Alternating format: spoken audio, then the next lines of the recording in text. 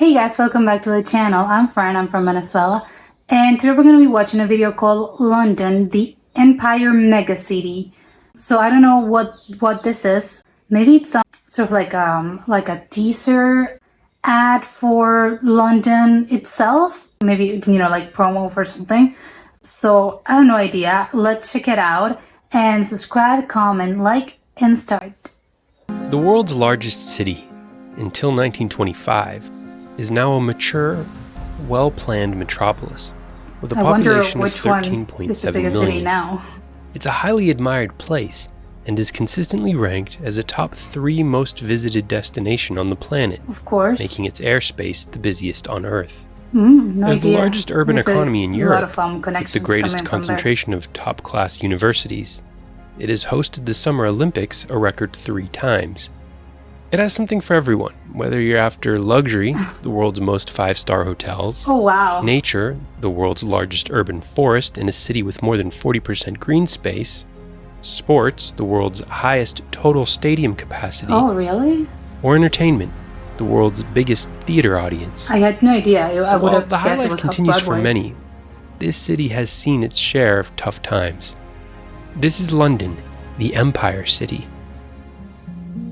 Londinium was founded in 43 AD along the River Thames as a gateway for goods and people entering Britannia from every corner of the Roman Empire.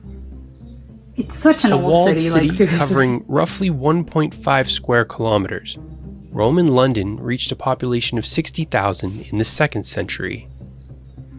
But the empire soon came under severe crisis, and by the 4th century, Londinium was completely abandoned. Oh, so it was abandoned. After 700 years, what was now called London had recovered to become the largest town in England. It only took them 700 The construction of years. Westminster Abbey in the 11th century ensured its That's place such an old place. as the heart Like, of the seriously, country. 11th century? Since then, Can't believe the it's Abbey still has standing. hosted every coronation of an English or British That's monarch. crazy. It's an insane Its most thing. recent royal wedding was Prince William to Catherine Middleton, and last month, the state funeral of Elizabeth II took place at the Abbey. That's crazy. So Sitting alongside is the Palace of Westminster, home to the government of the United Kingdom with its 2 houses of Parliament.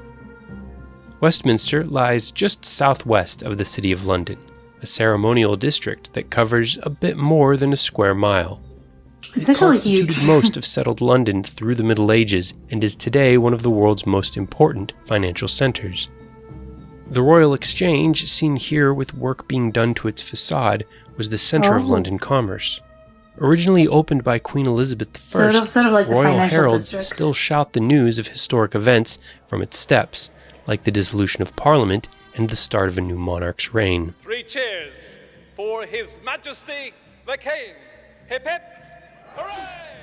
Just It's really outside funny, the like it city's looks so borders old. is the It's like Tower a of very old London. tradition, but it's funny to look Originally at it a like castle in these days. built by King William the Conqueror, it has served as a grand royal palace, a prison, a treasury, a menagerie, the royal mint, So a everything. public record office, and the home of the crown jewels of England. Oh, now it's In the now it's the home of 1660s, the it was an Crown Jewels, armory. I think.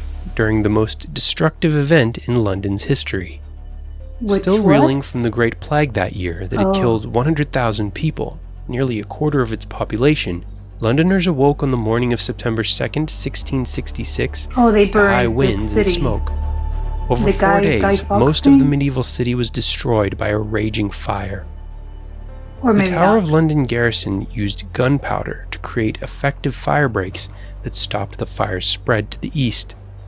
Although there's never been an official death toll, several thousand were likely killed, and thousands of buildings were reduced That's to like ash, devastating. including over 13,000 homes, That's 90 so many. churches, And I'm guessing, St. Paul's population Cathedral. was less. In the aftermath, Those many days. architects submitted plans reimagining grand boulevards have to, like, along a grid rebuild the system whole city that would again. become popular in urban America. But the businessmen of the city were eager to rebuild and mostly stuck to the old street plan, although they widened some streets and built with brick and stone rather than flammable wood. That's a good Even good without choice. an extensive redesign, the cost of the rebuild forced the City of London Corporation into default and forced I could thousands of guess. its newly homeless residents to resettle in the countryside. Oh, they had a to little move. push from King Charles II, who feared they might revolt. And I don't know how long. So I'm wondering how how much did London did it, survive a devastating took them plague and to rebuild. fire in the same year?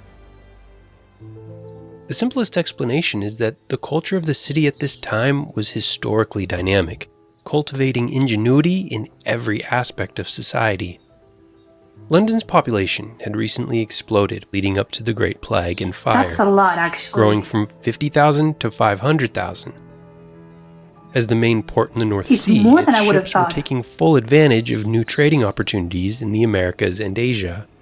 And one new commodity they brought back gave Londoners a huge jolt: coffee. Oh, coffee. The Really? I foreign thought it brew was was served tea. in houses that became meeting places to catch up on and debate the news of the day. Soon, houses catered to particular trades like Oh, it's the craftsmen, first writers, and coffee explorers. house, like a The free coffee exchange shop. of ideas they encouraged No gave idea they were rise that to old. the UK's National Academy of Sciences, whose members included the coffee house addicted Robert Hooke, the great Isaac Newton, Isaac Newton was chemist addicted Robert to coffee. Boyle, philosopher John Locke, That's and crazy. prolific architect And John Christopher Locke. Wren. Coffeehouse culture also fueled the world's first great capitalist economy. Oh, Edward Lloyd's house specialized in obtaining the most reliable shipping news. A waiter there would read out the latest bulletins, then pin them to a wall, attracting long-distance traders eager to make deals on site. oh my God, that's so cool. Today, Lloyd's has evolved into the world's main insurance market, Oh. an unseen but vital engine in the globalized economy, where brokers and underwriters can still meet face-to-face to form the trust necessary to close deals that are too risky or unique for any other market. This culture also established in 1694 the Bank of England, creating a publicly so financed old. national debt, an innovation that positioned Britain as a global superpower and its capital as the world's most important city of the 1700s. London's idea wealth that allowed it it was to London. finance the most powerful navy the world had ever seen. The memorial column at Trafalgar Square commemorates the victory that cemented Britain's superiority on the high seas. The battle saw an outnumbered Admiral Horatio Nelson bravely guessing that's why sacrifice so many, his life pirates while were leading his British. warships into the heart of the combined Spanish and French fleets, decimating them without losing a single British That's vessel. an insane The feat. victory ended any hope European conquerors like Napoleon had for invading Britain by sea, and set the stage for a peacetime boom. That's an Propelled by insane thing to inventions do. like the electric motor by London's Michael Faraday, the Industrial Revolution brought rapid urbanization and growth, and by 1831, London was the largest city in the world. It was also filthy. Yeah, it looks. The Thames was an It open looks a little sewer, run down. capturing the waste of 3 million people. The stink and cholera it produced was unbearable. I can only imagine the Chief smell. Civil Engineer Joseph Bazalgette was put in charge of creating a modern sewer system, an innovative mega-project involving hundreds of miles of brick and cement tunnels, That's combined with several pumping crazy that they didn't have stations that to before. move the sewage a few miles downriver and release it safely away from London. Another engineering marvel at this time was the underground. Through trial and error over 20 grueling years, project What's that, like a mastermind John subway? Fowler's team perfected the technique of cut and cover, completing the Metropolitan line in 1863. Or just like a normal railway train. It was both the world's first subterranean and rapid railway So system. it was like a subway. Today, it is the third longest metro system on Earth, I can't and is believe still it's that growing. old. The 19 billion pound Elizabeth line was inaugurated this May, completing a phase that was the biggest construction project in all of It's Europe. huge. Oh my God, look at The that. quality of transportation available to Londoners, including their roads and stagecoach service, allowed them to settle and taxis commute of the day. farther from the city center. With the Yeah, they were population technically passing 6 taxis, million in the like an 1800s, Uber. middle-class workers were looking for homes with a modest garden. It just feels like 6 million people. So That's a developers lot, built especially for sprawling like the tracts in the 1800s. outskirts, including the Beacon Tree Estate in Dagenham. With more than 25,000 semi-detached dwellings, it was the largest housing development in the world. Wow, It seems in the suburbia world? began in Britain, foreshadowing the sprawl that was to come to places like Los Angeles. As So it was London like one of swallowed the up first more ones and in the more world. of the We're the surrounding first. countryside, authorities contained it by reserving wide swaths of land for a green belt 7 to 10 miles deep around its built-up area. This so-called girdle could only be left wild, turned into parks, or used for That's agriculture. actually like an excellent idea idea. sold to Londoners as guaranteeing their Yeah, access to it's recreation. good. Like cities with greenery, The it's citizens a of good Britain's thing. other cities wanted access to clean air and nature too, and soon Yeah. were adopting green belts of their own. In 1941, after Hitler's air force bombed London for 8 months, killing more than 30,000, Many buildings were destroyed. Of course, they're bombing However, you. with the green belt restricting development, the cost of the land available to build on rose, a trend that has continued until today, when 70% of the cost of a new building is now the purchase of the land, compared to just 25% in the 1950s. Well, everything has gone uphill. This has contributed to a severe shortage of affordable housing. But I think that's a and problem sparked all a over the world. much-needed conversation about how to more wisely use London's precious public lands in ways that actually benefit the general public. Another post-war development was an increase in immigration to London from the British Commonwealth countries of India, Jamaica, and Pakistan. Today, more than 4 million Londoners are foreign-born, the fourth largest immigrant community in the world after New York, LA, and Paris. But drawing so many new arrivals has contributed to London's housing crunch, and the megacity now has the highest real estate prices in Europe. It's the highest? So developers try to stack more square footage on each plot of land, making buildings taller and changing London's notoriously low-slung skyline. The financial districts are home to most of the 103 buildings taller than 100 meters, the second most skyscrapers in Europe, behind Moscow. As a picturesque riverine city with layers of historic architecture, gorgeous greenscapes, an economy that hums along as the capital of one of the world's most stable democracies, it's no wonder why people and their money are drawn to London. And their money, because However, it's expensive. The twin challenges of assimilating millions of foreigners and adapting to the rising cost of living, especially for those outside the capital, helped sway a majority of British voters to leave the European Union in the summer of 2016. Oh, Brexit. A decision that continues to challenge the churn of occupants at 10 Downing Street, the Prime Minister's residence. Just across from St. James Park is Buckingham Palace, official residence of the head of state of the United Kingdom, the newly crowned King Charles III. While both Brexit and the role of a monarch in a modern society pose internal political challenges for the entire country, London is also grappling with the wicked problem facing the entire world: climate change. During the record heat wave this July that saw temperatures reach 40.2 Celsius or 104.4 Fahrenheit at Heathrow Airport, numerous parts of London were again ablaze. Oh no. To the east, the steadily rising sea presents an enormous flood risk to an estimated £200 billion worth of property along the Thames, a tidal river. To protect the city, an impressive 520-meter retractable barrier was built in 1984, a structure the Environmental Agency believes should last, with slight modifications, until 2070, and it's a testament to the foresight of its design and engineering team. Like 50 years. Water also presents another challenge.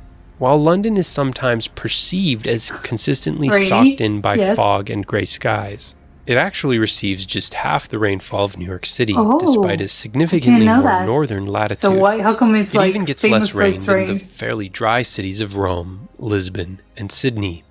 The problem is that the western half of southern England catches most of the rain systems from the Atlantic, receiving about 4 times the precipitation as the eastern half. As things continue to get drier and more unpredictable, hydrologists warn that London, on the eastern, dry side, may begin having water supply problems by 2050. That's just so debate is ongoing about whether to corner. submerge a swath of Oxfordshire on the Thames to create a reservoir to store water for the megacity. They have to be thinking about it. But although London faces a few challenges from forces beyond its control, solving them seems relatively straightforward.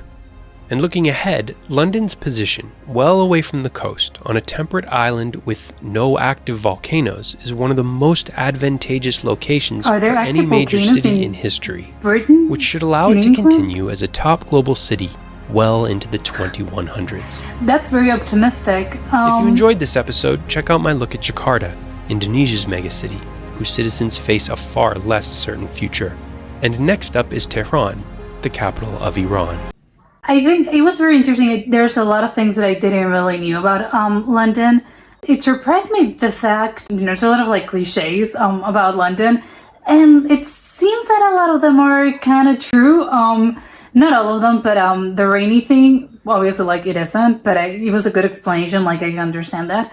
But I mean, they're preparing themselves for, the challenges of the future, which is obviously like a good thing. Climate change is, it's already happening, and they're already like planning ahead, to to make like build a livable city, in like 30 or 40 years, 30 or 40 years time. Because again, like they predict that they're gonna have to, like do something about the water shortages, because they're like, again, like 2050, like it's that's right around the corner. Like, you're maybe thinking like, oh well, but that's like really into the future, and it's like, no, it's really not. And especially if you have to like think about solutions, like it's actually late already, like to start thinking about those things. So I'm glad that they've already like thought about it, and they're like, no, we know exactly what to do. And yeah, and it looks like a beautiful city. It's very expensive, like they mentioned, but I think, it's very charming. I think the fact that it has like a lot of historical buildings, and then you have like a huge skyscraper, like in the financial district. So it's like you have something that's really really old, like Westminster's Abbey, or that was built in like I think it was like the 11th century. And then you have something like a super modern, like high rise. So that contrast, I think, is very nice. And yeah, I can tell, I can definitely understand why London is one of those like, it has become, and it's currently one of those like modern cities, and one of the like biggest cities in the world. Like, and I can understand a little more about how come they achieved that, and how they come around to yeah, being one of those one of the most important cities in the world. So this was really interesting, and I'll see you soon. Bye.